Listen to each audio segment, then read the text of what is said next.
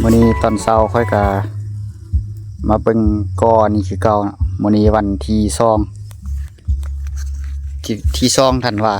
พักเวียกก็เลยมานอนอยู่นี่เพื่อสิได้ซ้ำเฮ็ดเวียกอีกตึมแต่ก็บ่ฮู้ว่าสิแล้วหรือบ่เนาะมื้อนี้ก็คันก่อแล้วก็คิดว่าสิได้เตรียมโบกเบิ่งตามสภาพอันนี้ก็เตรียมที่จะลงมือก่อละผสมปูนไว้อยู่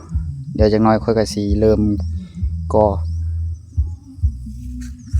ตอนก่อนค่อยบ่ทันถ่ายให้เบิ่งนะเพราะว่าเฮ็ดเวียกผู้เดียวเนี่ยไป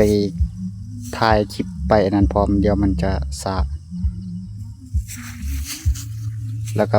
อยู่เคสนี้มันแดดร้อนทิ่มโทรศัพท์ปะไว้เดี๋ยวมันสิร้อนก็ได้เฮ็ดอนามัย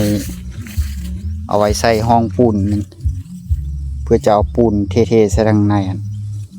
เพราะพื้นที่ระดับตัวนี้มันบ่เท่ากันบอนน่านดินตัวนี้ค่อยต้องเอาปูนใส่ให้มันขึ้นมาหอดเพียก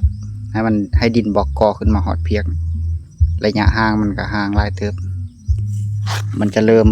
ห่างลงไปหอดลุ่มอยู่บนเคสทั้งเทิงนี่แท้บ่ใส่ก็ได้อันนี้ก็กอมาได้หอดนี่แหละมีแต่ท่าเบิ่งเดี๋ยวสิได้ลงมือกอแล้ว